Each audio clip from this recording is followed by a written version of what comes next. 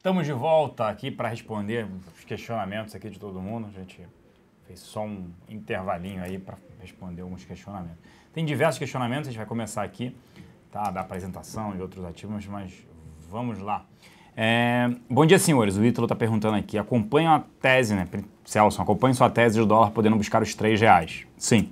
Porém, sabemos que o estoque de swaps está em torno de 50 bilhões de dólares. Isso geraria uma intervenção de até 100 dias consecutivos em 10 mil contratos, mantendo o que vem acontecendo, ou quem sabe algumas pancadas maiores.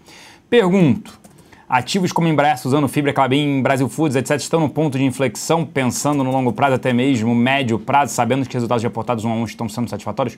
Não acho que é o momento para comprar nenhum desses ativos ainda. A gente está reformulando a carteira, já incluímos na carteira na semana passada Banco do Brasil, Petrobras essa semana, mensal também, recomendamos na segunda-feira a Gerdau para compra, a gente mudando um pouco o nosso perfil para ativos ali, que olhando um cenário de queda de juros ainda, não olhando ainda ativos dolarizados. Gustavo, você acredita em uma queda de juros da Selic já a partir de outubro desse ano? A gente traçava esse cenário desde o primeiro trimestre, acreditando no começo que seriam dois cortes 0,25 nesse ano, um em outubro e um em dezembro. Mas a gente também não descarta nem a reunião de agosto. Acho que o Banco Central não fechou as portas totalmente. Acho que nesse ano deve começar algo em torno disso. Boa. Vamos lá. Vamos lá aqui, só que eu estou bloqueando aqui algumas pessoas porque elas estão discutindo, elas estão brigando.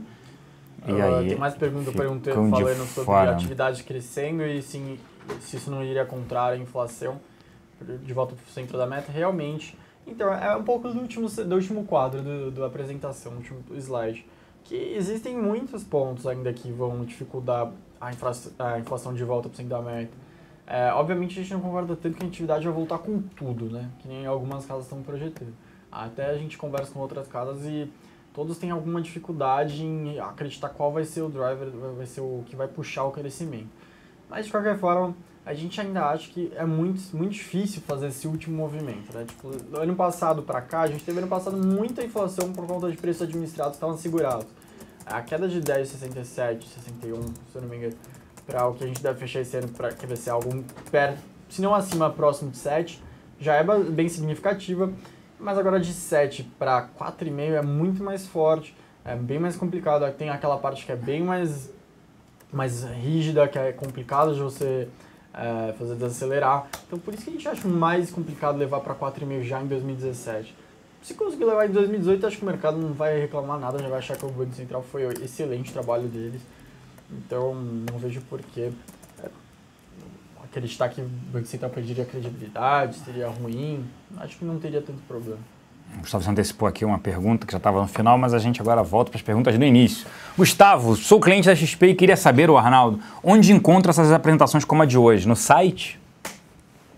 As apresentações a gente antes divulgava, agora a gente não está mais divulgando tanto, mas de qualquer forma, se quiser deixar o e-mail aqui, a gente pode conversar com o pessoal, o resto do outro pessoal da empresa para verificar.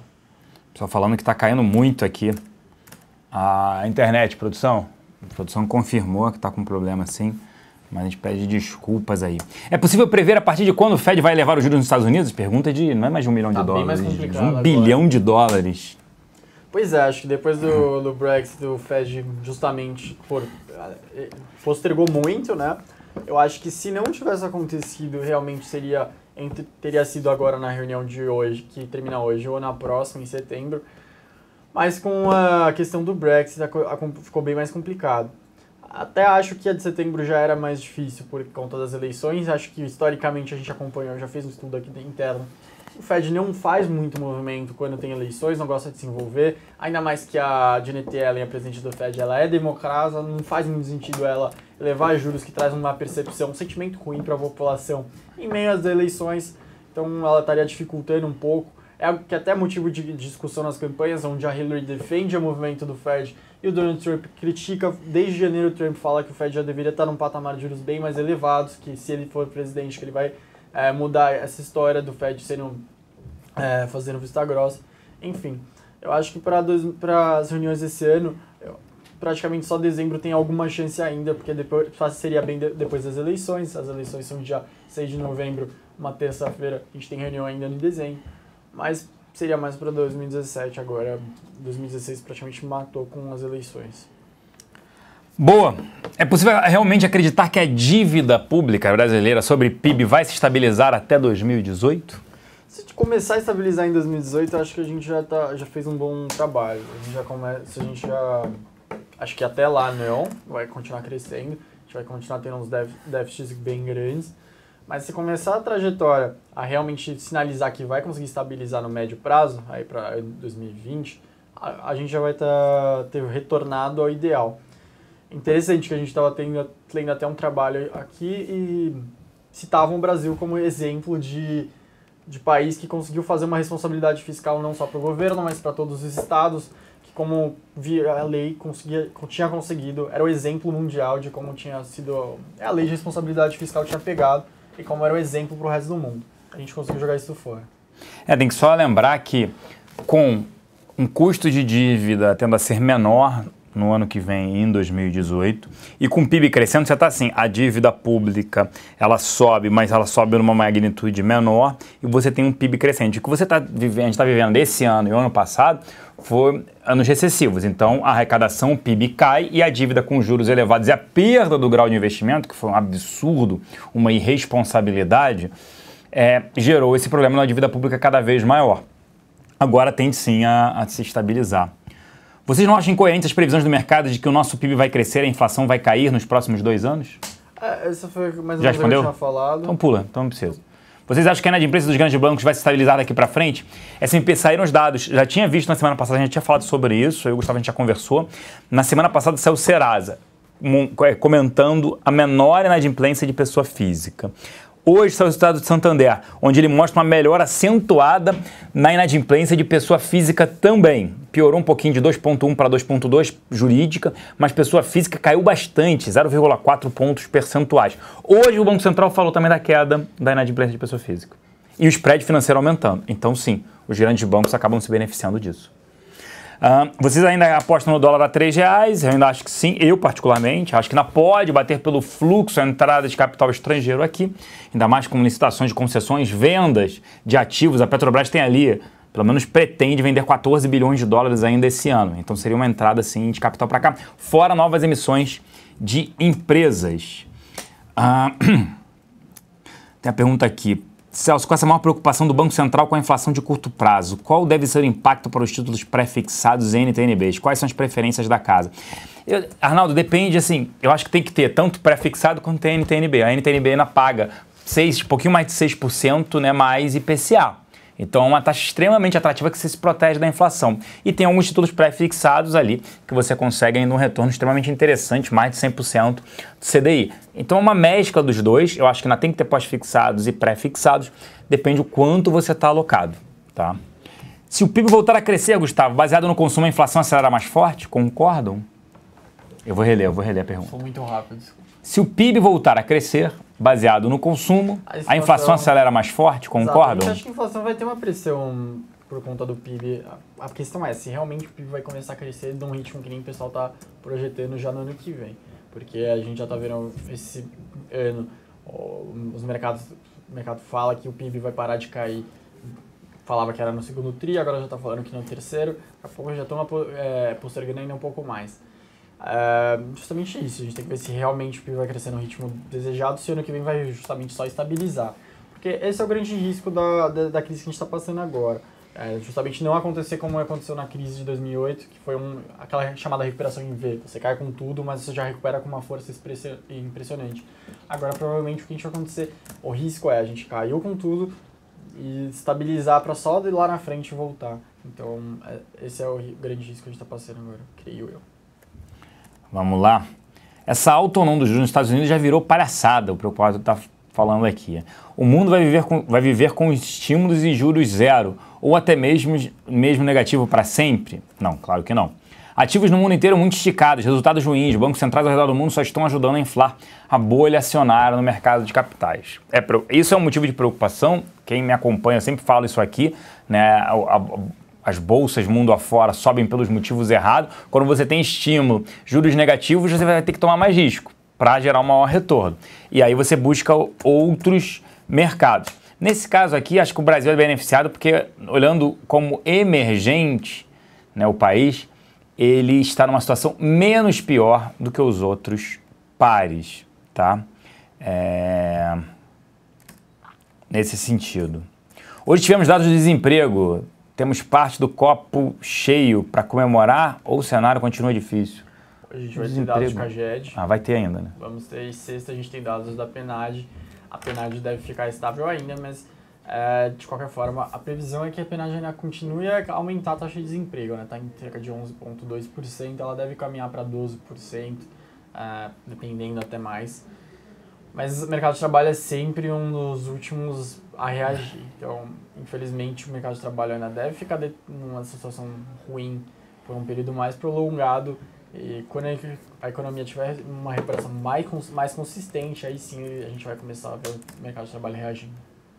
Isso. Sobre o fluxo estrangeiro na Bolsa para 2016 e 2017, acho que ele já está vindo, já demonstrou isso. Até semana passada a gente tinha ali 4 bilhões de reais de fluxo de capital estrangeiro para cá, para a Bolsa principalmente, né? E tende a continuar, principalmente o Temer sendo aprovado final do mês que vem, né?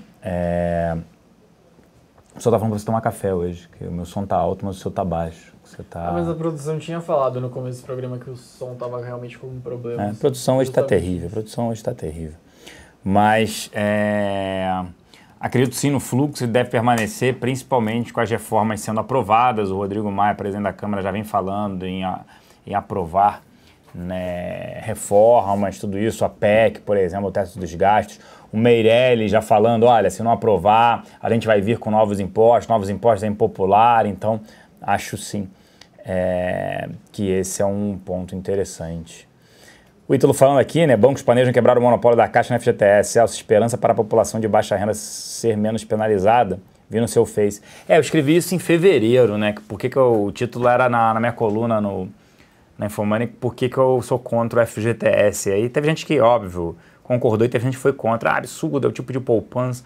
Tá bom, mas se o dinheiro é do trabalhador, por que o governo é que escolhe a aplicação e paga só TR+3, que não rentabiliza nem a inflação, nem a poupança? Então é impressionante. Se eles liberassem esse monopólio, o cliente pode escolher onde aplicar. Não estou nem dizendo para ele receber direto esse dinheiro. É para onde ele aplicar. E outra, se ele pediu demissão, por que ele não pode ter acesso ao dinheiro que é dele? Né? Ele não recebe, só se ele for demitido. Aí ele gera um motivo de demissão, começa a não trabalhar direito, o patrão fala, pô, não quero demitir por conta da multa, então gera um problema sério mesmo isso, né? Tem várias discussões, eu acho que poderia ter o FGTS, né? Eu sou contra, mas poderia ter, desde que mudassem as regras. Falando sobre o resultado de Itaú, ainda acho que vem um bom resultado. O Robert está perguntando aqui, até os números do Santander surpreenderam positivamente, com a menor inadimplência, o spread financeiro aumentando também. Se você mantém essa posição em Via Varejo, a gente não gosta de Via Varejo, tá? A gente não gosta do ativo, até por esse cenário altamente desafiador aí, que eles até falaram que as lojas estão com menos fluxo de pessoas, eles não mostraram na recuperação. Celso, algumas casas de análise já falaram que o Bovespa nesse patamar já ficou caro, apesar da Bolsa trabalhar com perspectivas futuras. Tudo de bom que possa vir a acontecer com o Brasil. Já não estaria em grande parte precificado? Uma boa parte sim, preocupado. A gente já estava discutindo isso lá na área, a gente acreditava na Bolsa 60 mil pontos ainda esse ano. Pô, tá 57, foi muito rápido. A gente tem um relatório data de 9 de maio, que é cliente XP, tem acesso para isso, a esse relatório, onde a gente fala, a Bolsa estava 48 mil pontos. Para comprar bolsa, não deveria ficar de fora. Nossa área de alocação é a mesma coisa, aumentou a exposição à bolsa já há alguns meses. Então a gente falava ali, olha, tem que ter bolsa, o cenário está extremamente interessante, deve vir um fluxo de recursos para o Brasil, principalmente porque a gente está numa situação menos pior com o Temer, tudo isso. Óbvio, a bolsa antecipa. Hoje a gente enxerga ainda a atratividade de uns 10% em alguns ativos, mas a bolsa começa a ficar num patamar, né, que deveria ter uma realizada, alguma coisa assim, para ficar interessante agora para entrar. A gente já está enxergando alguns fundos, né, dedicados, reduzindo a exposição à bolsa, esperando essa realizada para poder voltar a comprar, tá bom? Sim, pessoal, educação financeira teria que existir, eu estou propondo isso no colégio dos meus filhos são pequenininhos, têm 5 anos e meio, tem um casal de gêmeos, mas eu já propus isso para ter educação financeira, até porque se tiver educação financeira, a população acaba não votando em alguns políticos que falam absurdos, idiotices, né? Quando eles falam incentivem crédito, é só porque não está incentivando crédito, o problema é a população está endividada, não tem que consumir, ela tem que sim pagar as suas dívidas. Então, quando a gente ouve isso, se ele tivesse estudado educação financeira, não falava esses absurdos. Economia freestyle. É isso aí. Celso, o petróleo na casa de 40, 45 dólares, vale a pena comprar Petro? Se o petróleo cair, vai ter que olhar o S&P, o valor do dólar por conta da dívida dela. Eu acho que é isso. Senhores, eu acho que é isso. Análise técnica não é aqui. Entre, Renato, na Arena do Investidor. Lá tem 3 profissionais para ajudar você a investir melhor. Já ficando por aqui com o XP Connection. Abram sua conta na XP, tenham acesso aos relatórios, às oportunidades de investimento. É óbvio, o Brasil ainda é o país da renda fixa, tem que aproveitar isso, gente. Só que 1 percentual, dependendo do seu perfil, moderado agressivo para agressivo, vale a pena ter em bolsa. Mas, no todo, maior participação é óbvio que é renda fixa. Até quando algumas pessoas perguntam, você vive de bolsa, né? Aqui eu não posso... a gente não pode operar. Mas você vive de bolsa e tal, poxa, é muito mais fácil você aplicar 90% do seu dinheiro em renda fixa, já vai ali rentabilizando sem estresse, os outros 10% você pode, vou aplicar na bolsa, vou fazer assim, vou operar day trade e tudo mais. Aí sim faz sentido. Obrigado, Bicudo, obrigado também, preocupado. Eu não sei.